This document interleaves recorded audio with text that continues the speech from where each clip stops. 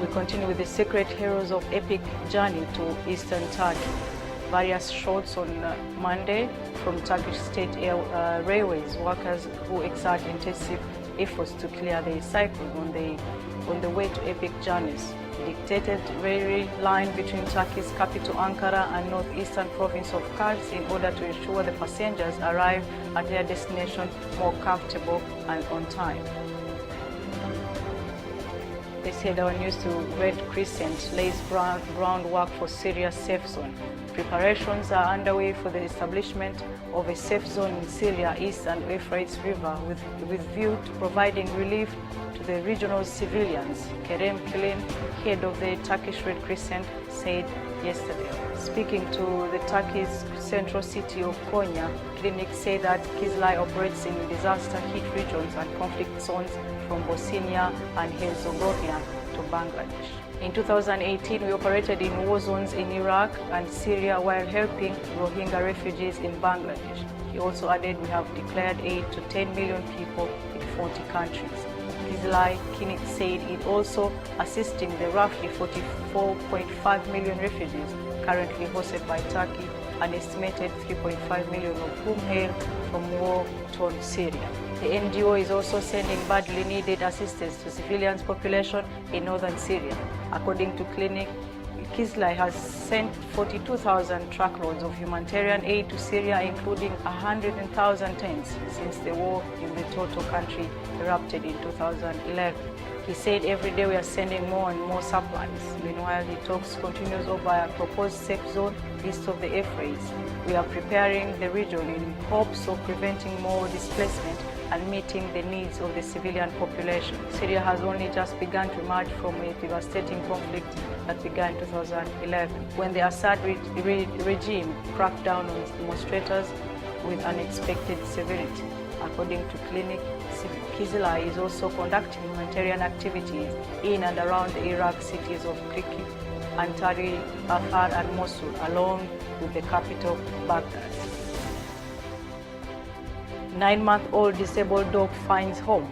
Disabled street dog in Turkey's Aegean region now has a new home thanks to a generous owner who took him in. Pamuk, Kangar mixed puppy, was only 2 months old when someone spotted him in a street unable to walk, left to die. After learning of the puppy's flight on social media, Safi Ajar found Pamuk in a desperate situation with 2 rear legs, paralyzed and almost dying of hunger. Ajar is an accountant and animal lover who has helped many stray animals find homes. Pamuk soon recovered and Ajar then decided to adopt him and prepared in her yard as the dog has blend and control problems. We head to Venezuela. Venezuelan political unrest. Nearly 6 weeks have passed since a political conflict erupted between Venezuela's elected president Nicolas Maduro and opposition leader Juan Guaido.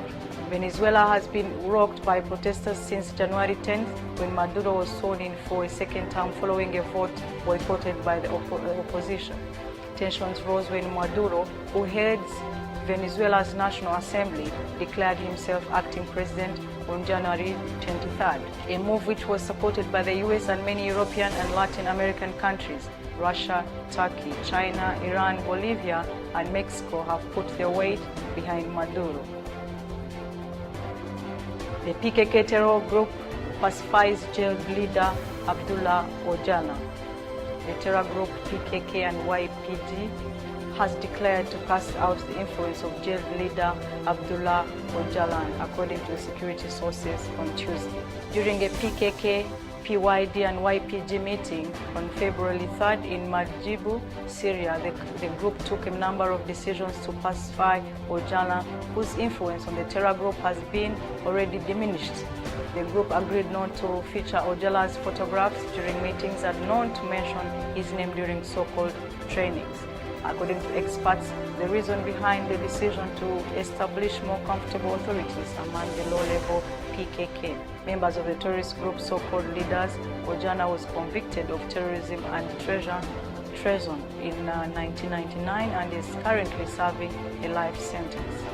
The PKK, which is listed as a terrorist organization by Turkey, the US and the AU, waged a terror campaign against Turkey for more than 30 years and has been responsible for the death of 400 people. UN concerned about violence against Muslims in India. The UN's human rights chief on Tuesday expressed concern about reports that a deadly recent attack is being used as target Kashmir and Muslim communities in India. Michelle Bachelet said is concerned by reports from India and that some elements are using the Pulwama attack as justification for threats and potential acts of violence targeting Kashmir and Muslim communities. A deadly car bomb on 14th killed at least 44 parliamentary troops in Jasmine and Kashmir, which the Indian government blamed on Pakistan.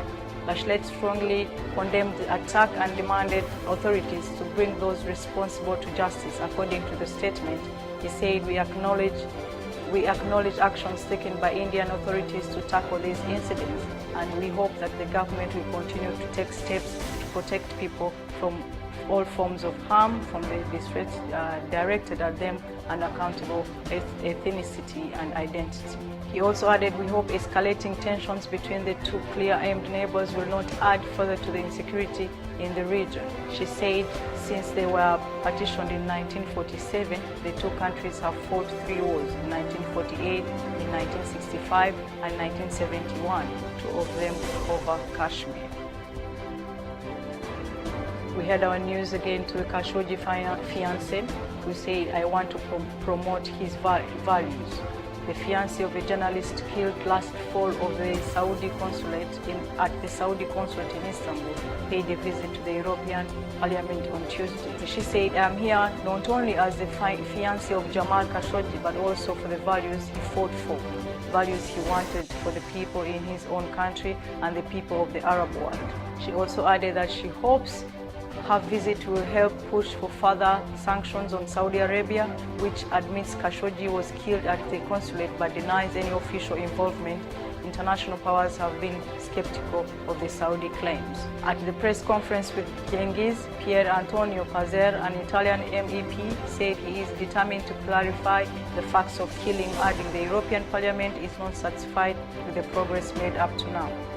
He added, regardless of Europe's trade ties with Riyadh, we will not let Saudi Arabia get away with Khashoggi's murder. On October 2nd, Khashoggi was killed shortly after entering the Saudi consulate in Istanbul. Riyadh initially denied any role in the killing, but has since sought to blame his death on a botched regional operation by rogue agents.